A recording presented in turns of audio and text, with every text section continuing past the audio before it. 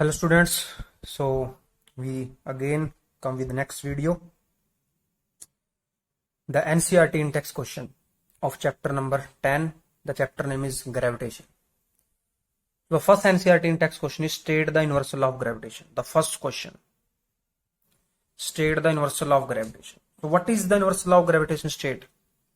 It states that the force of attraction between the two objects is directly proportional to the product of the masses of the object and inversely proportional to the square of the distance between them. This is universal law of gravitation. Clear? At the end we have proved कि F is equal to G m1 m2 divided by r square. So this is universal law of gravitation. The second question is write the formula to find the magnitude of gravitational force between the earth and object on the surface of the earth. So from first question the second question came कि उसने बोला है कि अगर हमने इस force को अर्थ के सरफेस के लिए लिखना है तो फॉर्मूला क्या होगा। तो सिंपल सी बात है, एफ एज इट इज होगा, जी एज इट इज होगा। तो इसमें से एक है अर्थ और एक है ऑब्जेक्ट। तो जो अर्थ है उसका मास को हम लिख देंगे कैपिटल एम और जो ऑब्जेक्ट के मास को लिख देंगे हम स्मॉल एम डिवाइड बाय, और जो उनके दोनों के बीच का डिस्टेंस उसको लिख देंगे हम capital R. Means this is the radius of the earth. This is your question number 2। Next question, what do you mean by the free fall. तो भाई फ्री फॉल हमने किया था आपकी समरी के अंदर। फ्री फॉल का मीनिंग है when an object fall freely toward the earth surface due to the earth gravitation pull is called free fall. तो ये हमने कर लिया था एनसीईआरटी, सॉरी जब हमने इसकी समरी की थी। तो नेक्स्ट क्वेश्चन आपका है what do you mean by the acceleration due to gravity. Clear? तो ये आप लोगों को सबको आता है या जिसको नहीं आता तो बेटा उसको आना चाहिए। तो the acceleration with which an object fall freely toward the earth surface is called acceleration due to gravity. Next आपका क्वेश्चन नंबर 5 जो है, the fifth question is differentiate between the mass and the weight. तो भाई कोई मुश्किल नहीं है, मास और वेट पहले दोनों की definition. Mass is the quantity of matter contain inside a body. Clear? It does not change from place to place. It is always fixed. Clear? Weight क्या फिक्स नहीं है, वो चेंज करता है। मास कभी भी जीरो नहीं हो सकता, वेट जीरो हो सकता है। वेट क्या? Weight is a force with which earth attract any object toward its surface. Clear? Mass की यूनिट केजी है और वेट की यूनिट है न्यूटन। तो ये भी हमने किया था एनसीईआरटी इंटेक्स के अंदर। क्वेश्चन नंबर 6 पे आ जाते हैं। Why is the weight of the object on the moon is 1/6 of the weight on the earth. ये भी हमने प्रूव किया था, लेकिन फिर भी आपको बता देते हैं कि जो वेट आपका क्वेश्चन नंबर 6 की जो वेट होता है वो होता है mg। तो मैं जब वेट अर्थ पे लिखता हूं तो बन जाएगा m इंटू में जी, क्योंकि मास तो है फिक्स। अब वेट ऑन मून को अगर लिखूंगा तो मैं लिख दूंगा भाई m इंटू में जी एम। क्लियर? हमें एक रिलेशन पता है कि the gravity on the moon is equal to 1/6 of the gravity of the earth. ये हमने प्रूव किया था। क्लियर? ये हमने प्रूव किया था। ये भी दोनों को अगर हम कंपेयर करते हैं, उसकी वैल्यू थी जो जी ई की वैल्यू है वो थी 9.8 मीटर पर सेकंड स्क्वायर, और जो जी एम की वैल्यू थी वो थी आपकी 1.6 मीटर पर सेकंड स्क्वायर। इन दोनों को यूज करके हम लेके आए थे रिलेशन ये वाला। अब हमने कुछ नहीं करना, हमने क्या करना है, हम यहाँ पे जी एम की वैल्यू पुट कर देते हैं। तो when we put the W M is equal to M into में in place of G M we will put 1/6 of G E. Clear? अब इसको लिख देंगे M G E divide by 6। Clear? अब जो आपका एम इंटू में जी ई है, एम इंटू में जी ई है, that is of W E. तो अब आपका यहाँ पे आ जाएगा डब्ल्यू ई डिवाइड बाई 6। तो यहाँ से रिलेशन क्या आ गई कि weight on moon is equal to 1/6 of weight of earth. तो ये था आपका क्वेश्चन नंबर 6। तो बात है क्वेश्चन नंबर 7 के ऊपर। क्वेश्चन नंबर 7 कहता है find your mass to be 42 kg on the going machine if your mass is more or less then 42। ये क्वेश्चन बेटा ये है कि आपका जो वेट है, ये मैं अगेन रिपीट कर देता हूं कि if your weight is 42 Newton on the weighing machine, clear, is your mass more than और लेस देन 42। कि आपको ये बता रखा है कि जो आपका वेट है वो 42 है, क्लियर, वेइंग मशीन के ऊपर। क्लियर। अब आपसे पूछ रहा है कि आपका मास कम होगा या ज्यादा होगा, तो कोई मुश्किल क्वेश्चन नहीं है, वेरी इजी। क्लियर। तो हमें पता है कि जो W होता है वो होता है M इंटू में G। तो अगर मैं ऐसे M निकालता हूं तो comes out to be, M comes out to be W divide by G। तो अब यहां से हम देख रहे हैं कि जो मास की वैल्यू है उसको ग्रेविटी से डिवाइड कर रहे हैं। अगर वेट आपका 42 न्यूटन था, वेट क्या था 42 न्यूटन, तो मास क्या होगा आपका 42 डिवाइड बाय जी की वैल्यू अगर मैं 10 ले लेता हूँ, अप्रोक्सीमेटली 9.8 ले लिया, तो ये आ गया 4.2। तो जो वेट था वो था 42 और जो मास है वो है 4.2। इसका मतलब जो आपका वेट होगा, that your weight is greater than mass, की आपका जो वेट होगा वो ज्यादा होगा किससे, मास से। तो ये आपके थे एनसीईआरटी इन टेक्स्ट। तो हम चलते हैं एंड टेक्स्ट क्वेश्चन के ऊपर। Question number first and text. Clear. And text question कहता है how does the force of gravitation between the two object changes when the distance between them is reduce to half. तो पहले हम कह देते हैं कि आपका जो फर्स्ट ऑब्जेक्ट है उसका मास m है, सेकंड ऑब्जेक्ट का मास m2 है। क्लियर। ये आपके दो ऑब्जेक्ट दोनों के बीच का जो डिस्टेंस है वो है r। लिख लिया हमने। तो इसके लिए जो फोर्स होगा उसको लिख दिया हमने Gm1m2 divide by R square. Next case में उसने क्या कहा कि इनके बीच का जो डिस्टेंस है वो हाफ हो गया। क्लियर। अब हमने नेक्स्ट केस लिया, ये पहला ऑब्जेक्ट है, ये दूसरा ऑब्जेक्ट है। क्लियर। ये पहला, ये दूसरा, ये m1, ये m2 और ये डिस्टेंस हो गया आपका r/2। क्लियर। अब इस केस के लिए हम लिखते हैं क्या आएगा, इसके लिए जो आपका f होगा वो होगा आपका g, मास तो सेम है लेकिन जो r की वैल्यू है वो होगी r/2 का स्क्वायर। तो इसको मैं सोल्व करूंगा तो नीचे आपका बन जाएगा g as it is m1 m2 divide by, तो ये r स्क्वायर बाय 4। क्लियर। अब जो ये आपका 4 है ये ऊपर से यहां चला जाएगा। क्लियर। अब अगर मैं इस वैल्यू को लिखता हूं, इस वैल्यू को देखता हूं, this Gm by R square, तो ये आपका था फोर्स, मान लो ये आपका F था और ये नया फोर्स वो है F डैश।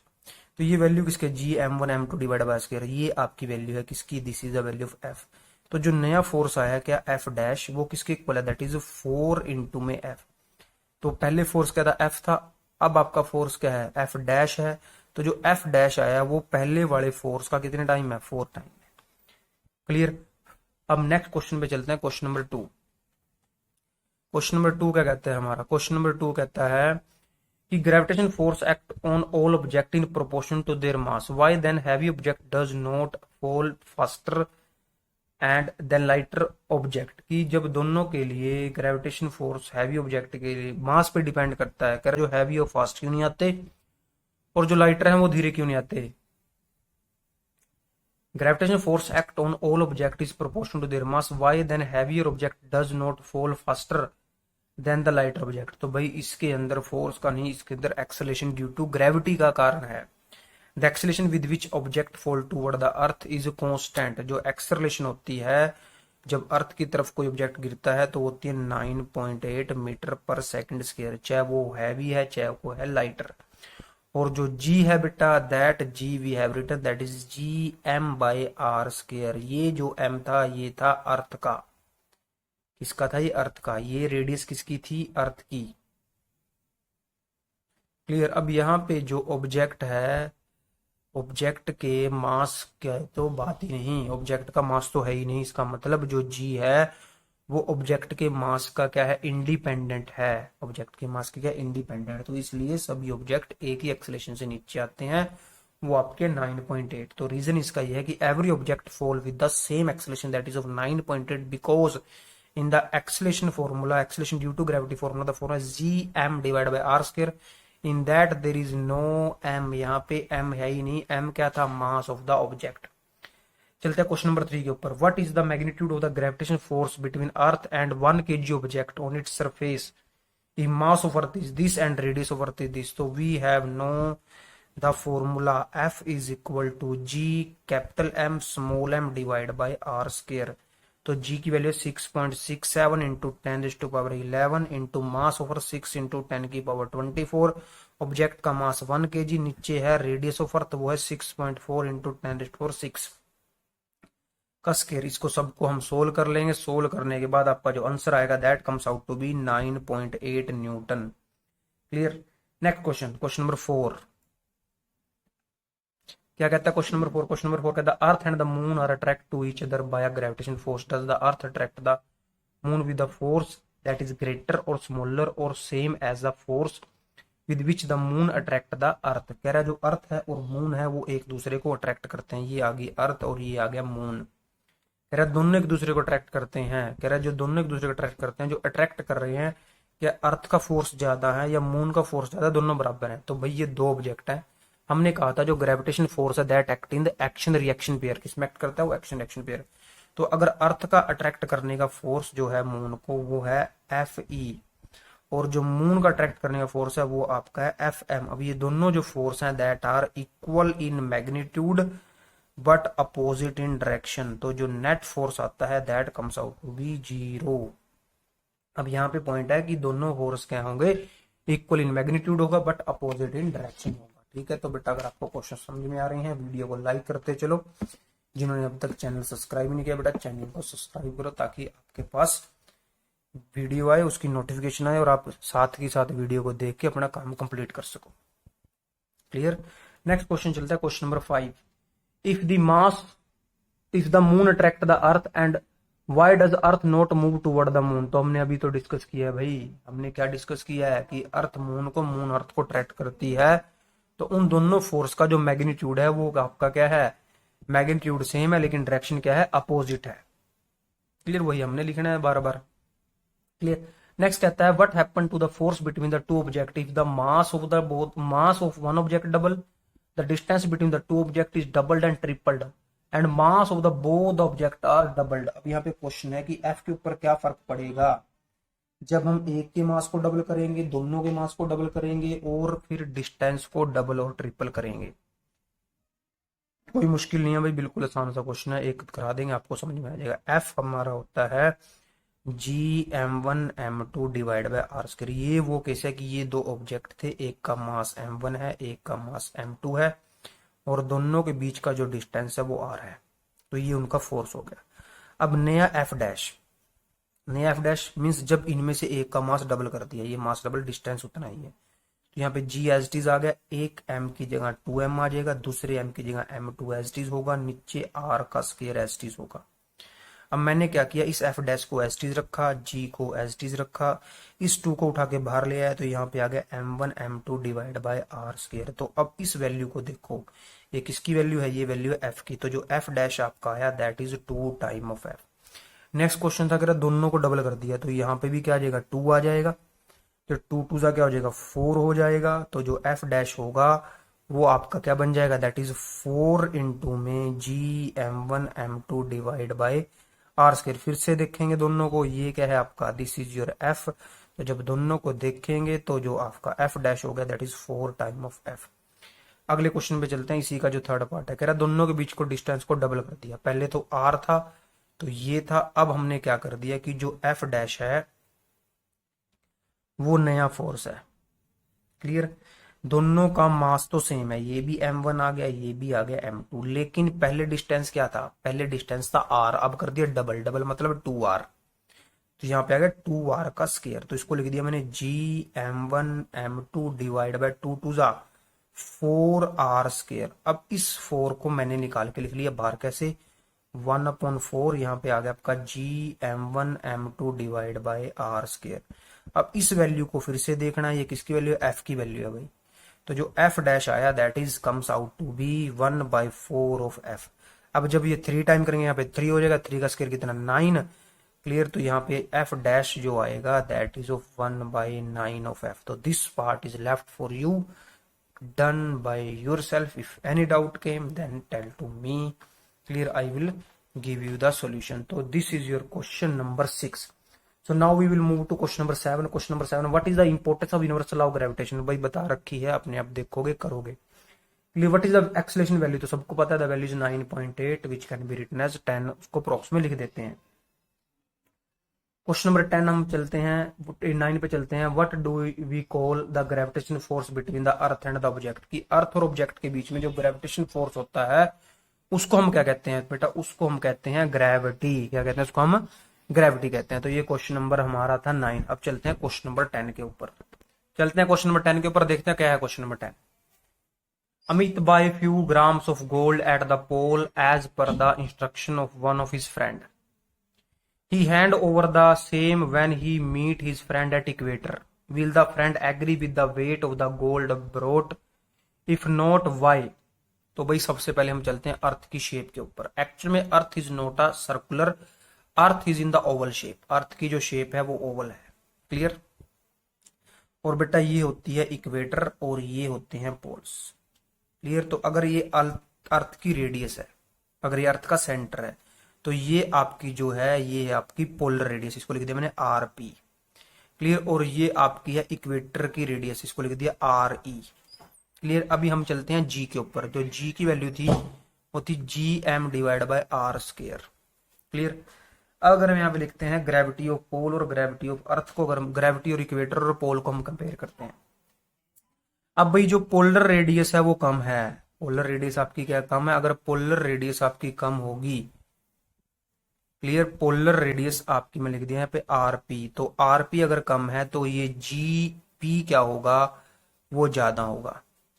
दूसरी तरफ जो आपकी इक्वेटर की रेडियस है वो है ज्यादा। अगर इक्वेटर की रेडियस ज्यादा है तो जो जी ई होगा वो आपका होगा का means gravity at pole is greater as compare to gravity at equator. Means gravity pole पे ज्यादा है किसके कंपेरेटिवली, इक्वेटर के। यहां से आप लोगों को समझ में आ गया होगा कि जो जी है और आर है वो एक दूसरे के इनवर्सली प्रोपोर्शनल है।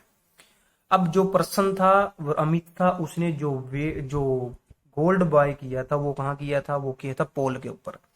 तो W at pole is equal to M into में ग्रेविटी एट पोल। अब पोल पे ग्रेविटी क्या है, ज्यादा है, तो जो वेट होगा पोल पे वो भी क्या होगा, ज्यादा होगा। अब वो हैंड ओवर कहाँ किया, वो किया इक्वेटर पे। इक्वेटर के ऊपर हमें पता वो क्या होगा, M इंटू में GE। क्लियर? अब जो ग्रेविटी थी इक्वेटर पे वो क्या थी, कम थी। ग्रेविटी इक्वेटर पे क्या थी, कम थी। अगर मैं दोनों की वैल्यू लिख देता हूं यहाँ पे, तो यहाँ पे आ गया WP इंटू में M इंटू में GP। ये आपका आ गया WE is equal to M into में GE। अब दोनों के केस में M तो सेम है, एक GP आ गया, एक GE आ गया। अब जो GP है वो बड़ा है, अगर ये टर्म बड़ी है तो जब M से मल्टीप्लाई करेंगे ये टर्म आपकी क्या होगी, बड़ी होगी। इसका मतलब weight at pole is greater at weight at equator. ठीक है? तो ये हमने यहां से समझा है कि जो फ्रेंड है वो सेटिस्फाई नहीं होगा। क्यों? क्योंकि जो गोल्ड का वेट था वो इक्वेटर पे ज्यादा और पोल पे ज्यादा था, और इक्वेटर पे आके क्या हो जाएगा, कम हो जाएगा। क्लियर? अब क्वेश्चन नंबर चलते हैं 11 के ऊपर। अब 11th क्वेश्चन आपका क्या कहता है उसको देखते हैं। 11th क्वेश्चन पे जब हम चले, उसने क्या कहा, Why will a sheet of paper fall slower than one that is crumbled into a ball? कि आपके पास दो शीट हैं, एक आपकी प्लेन शीट है लाइक दिस, और एक कर दी क्रम्बल। क्रम्बल मीन्स उसको मोस के एक बोल की शेप दे दी। कह रहा जब दोनों को ऊपर से छोड़ते हैं ये लेट आती है जल्दी आ जाती है। तो बेटा सिंपल सी बात है कि इसका एरिया ज्यादा है। एरिया अगर ज्यादा होगा तो एयर रेजिस्टेंस भी ज्यादा होगा। इस केस में जो इसका एरिया है, क्लियर, इसका एरिया कम है, तो इस वजह से जो एयर का रेजिस्टेंस होगा तो एयर यहां से ऐसे पास होगी, ऊपर चली जाएगी ऐसे। क्लियर? तो रीजन आपको समझ में आ गया होगा। Since the area of sheet is paper more, इसका एरिया ज्यादा, तो इसके ऊपर जो एयर का फोर्स लगेगा, रेजिस्टेंस जो नीचे उसको आने से रोकता है, रेजिस्टिव फोर्स वो ज्यादा होगा, और क्रम्बल शीट पे कम होगा। ये इसका आंसर है। अब हम चलते हैं क्वेश्चन नंबर आपके 12 पे। 12 आपका एक न्यूमेरिकल है, gravitation force of the on the surface of the moon is 1/6 as stronger as the gravitational force on the earth. What is the weight in Newton of 10 kg object on the moon and earth? भाई simple सी बात है कि एक object है। Question number 12, question number 12 में एक object है जिसका मास है 12। क्लियर? 12 क्या, kg। अब इस ऑब्जेक्ट के लिए हमने क्या निकालना है, इस ऑब्जेक्ट के लिए हमने इसका वेट निकालना है on the surface of earth and on the surface of moon sorry. तो W होता है आपका M इंटू में G। अगर वेट हम किस पे निकालेंगे, अर्थ पे निकालेंगे, तो M की वैल्यू कितनी है, 12 है, इंटू में सॉरी नोट 12 10 है बेटा, ये 10। तो G कितना होता है 9.8। तो इसका पॉइंट हटा के यहाँ पे 10 लगा दिया, कैंसिल, तो answer comes out to be 98 newton. अब किस पे निकालना है, मून पे निकालना है। तो हमारे पास रिलेशन है कि weight on moon is equal to 1/6 on weight on earth. तो वही जो 1/6 कितना था, 98 था, तो यहाँ पे लिख दिया 98। तो इसको जब सोल्व करेंगे comes out to be 16.3 newton. तो ये क्वेश्चन नंबर 12 था। अब चलते हैं क्वेश्चन नंबर 13 के ऊपर। क्वेश्चन नंबर 13 क्या कहता है, देखते हैं ध्यान से। क्वेश्चन नंबर 13 में आपको कहता है a ball is thrown vertically upward, की एक बॉल है उसको वर्टिकली कहाँ फेंक दिया, ऊपर फेंक दिया। तो भाई जब उसको हम ऊपर फेंकेंगे means it must be thrown with some initial velocity u but it's finally comes to rest. तो जो आपको u दे रखा है 49 दे दिया, 49 मीटर पर second. The maximum height to which it rise, the total time it take to return to the surface, की ये कितनी हाइट तक गई और इसने कितना टाइम लिया सरफेस पे वापस आने में। तो भाई सरफेस पे वापस आने में हमने टाइम निकालना है, इसने कितना लिया। क्लियर। तो सबसे पहले चलते हैं डिस्टेंस कितना गई ऊपर, मैक्सिमम हाइट। तो हमें पता है, यहाँ पे आपको पता है जो जी होगा वो आपका होगा 9.8 मीटर पर सेकंड स्क्वायर। क्लियर। जी की वैल्यू नहीं है। अब ये कहाँ जा रहा है, ऊपर की तरफ जा रहा है। ग्रेविटेशन फोर्स कहाँ लगता है, नीचे की तरफ है, दोनों की डायरेक्शन अपोजिट। जी की वैल्यू आ गई माइनस की। क्लियर। अब यहाँ पे आपके पास क्या है, वी है, यू है, जी है, एस निकालना है। टाइम नहीं है ना फर्स्ट यूज कर सकते ना सेकंड, तो हम यूज करेंगे थर्ड। तो v square minus u square is equal to 2GS। Clear. तो v की वैल्यू 0 है, माइनस यू स्क्र कितना 49 का स्क्र, 2 इंटू में माइनस के 9.8 इंटू में s। तो ये आपका कट गया इसके साथ, तो यहाँ पे आ गया 49 का square is equal to divide by ये 2 और ये 9 पॉइंट आ गए नीचे, is equal to S. S किसके इक्वल होता है, एच के इक्वल होता है। तो अब इन सबको जब हम सोल्व कर देंगे the value comes out to be 122.5 metre. तो ये हमने निकाल दी हाइट। हमने निकाला टाइम, टाइम मीन्स कितना टाइम लगा इसको ऊपर तक जाने में। क्या निकाला, total time, the total time it take to return to the earth surface, की अर्थ के सरफेस पे इसको कितना टाइम लगा आने में। क्लियर। तो हमें निकालना टाइम, तो टाइम के लिए हम यूज कर v is equal to u plus AT। तो भाई v तो आपका 0 है, u आपका कितना था 49 है, इंटू में ए मीन्स जी की वैल्यू कितनी है माइनस के 9.8 इंटू में t। इस 49 को उठा के हम उधर लेके चले गए, जब 49 उधर गया आपका तो कितना आएगा आपका, ये आपका आ जाएगा माइनस के 49 माइनस के 49 इज इक्वल टू माइनस के 9.8। माइनस से माइनस कैंसिल हो गया, हमें निकालना है टी। तो टी की वैल्यू आ जाएगी 49 डिवाइड बाय 9.8। ये पॉइंट आ दी, यहाँ पे लग गया 10। क्लियर। अब इसको कट करना है हमने, करते हैं इसको कट दोनों साइड। ये 2 पे जाएगा इसके 49 टू द। क्लियर। अब जो 5 आया बेटा, ये आया 5 सेकंड। ये तो भाई ऊपर जाने का टाइम है सिर्फ। Time taken by the ball to reach the maximum height is 5 second. Means ये तो सिर्फ मैक्सिमम हाइट तक जाने के लिए टाइम था। मीन्स कितना, इतना डिस्टेंस ट्रेवल करना। अब नीचे भी तो इतना ही आएगी, तो total time 5 + 5 comes out to be 10 second. Clear. अब चलते हैं क्वेश्चन नंबर 14 पे। क्वेश्चन नंबर 14 आपको कहता है कि अ stone is rise from the top of a tower of height 19.6, calculate its final velocity just before touching the ground। Means एक stone था, अब वो ऊपर से नीचे आ रहा है। क्लियर। अब क्वेश्चन नंबर हम आ गए 14 के ऊपर। जो 14 क्वेश्चन में कहता है कि एक स्टोन है उसको ऊपर से नीचे फेंका गया है। ये कोई टावर था, इसकी हाइट कितनी थी 9.6 से इसको नीचे फेंक दिया। जब इसको नीचे फेंकेंगे तो u आपका 0 होगा, v की कुछ ना कुछ वैल्यू होगी, और g जो होगा आपका वो होगा 9.8। अब क्या है, हम देख रहे हैं ऑब्जेक्ट भी नीचे आ रहा है और अर्थ का ग्रेविटेशन फोर्स भी नीचे की तरफ होता है, तो जी की वैल्यू होगी प्लस के 9.8 मीटर पर सेकंड स्क्वायर। क्लियर। अब इसके बाद हम इसको देखते हैं, हमने निकालना है यहाँ पे v। तो v के लिए भाई इसमें g दे रखा है, v दे रखा है, u दे रखा है। क्लियर। s दे रखा है आपको, तो हम यूज करेंगे फाइनल थर्ड इक्वेशन। तो v square minus u square is equal to 2GH।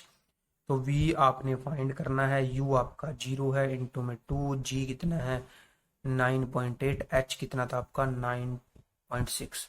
तो v square comes out to be 2 into में 9.8 इंटू में 10.6। क्लियर। अब इसका पॉइंट हटा के हमने लगा दिया 100 आ गया नीचे भाई। अब इसको डबल करूंगा तो ये भी बन जाएगा 196 इंटू में 196 डिवाइड बाय 100। क्लियर। अब यहाँ पे क्या था, स्केयर था, इधर आके हो गया अंडर रूट। अब अंडर रूट से 96 बाहर आ गया आपका, एक बार आ गया नीचे 100, 100 का अंडर रूट था 10, तो नीचे 10 आ गया। 10 की पॉइंट हमने निकाल दिया था, आंसर 9.6 मीटर पर second. So this is the answer of this question. तो क्वेश्चन नंबर 14 के बाद चलते हैं क्वेश्चन नंबर 15 के ऊपर। क्या कह रहा है 15 क्वेश्चन, देखते हैं ध्यान से। Read the statement carefully. Clear. अगर बेटा आपको समझ में आ रहा है तो वीडियो को लाइक जरूर करना है। क्लियर। और जिसने चैनल को सब्सक्राइब नहीं किया, चैनल को सब्सक्राइब भी करें। A stone is thrown vertically upward with initial velocity 40. Take G10. Find the maximum height reached by the stone. What is the net displacement and the total distance covered by the stone? भाई displacement और double क्या है वो, sorry distance क्या, हम देखते हैं, समझाते हैं आपको। चलो एक बार सोल्व खुद करोगे, आपको फिर समझा देते हैं। इस स्टोन को यहां से फेंक दिया ऊपर की तरफ सीधा, ये यहां तक गया। Clear. With initial velocity, you कितना था इसका 40 मीटर पर सेकंड के हिसाब से, और जी की वैल्यू लेनी है 10। अब अगर हम देखते हैं कि भाई ऊपर जा रहा है ऑब्जेक्ट, अर्थ की ग्रेविटेशन फोर्स नीचे की तरफ होता है,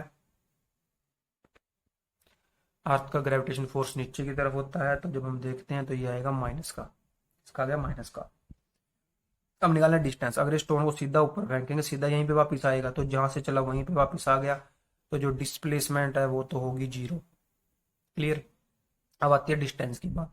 डिस्टेंस क्या होगा, डिस्टेंस हमने क्या करना है, जो हाइट एक ये आएगी, जितना डिस्टेंस ऊपर जाने के लिए कवर किया उतना डिस्टेंस कहाँ करेगा, नीचे की तरफ आने के लिए कवर करेगा। तो जो डिस्टेंस होगा that is 2 time of the height. Clear. Distance निकाल लो, उसका डबल कर दो, वो आपका सॉरी हाइट निकालेंगे। अब हाइट कहाँ से निकलेगी, आपका यू दे रखा है कितना 40 मीटर पर सेकंड, वी आपका क्या है 0 है, जी आपका है माइनस का 10।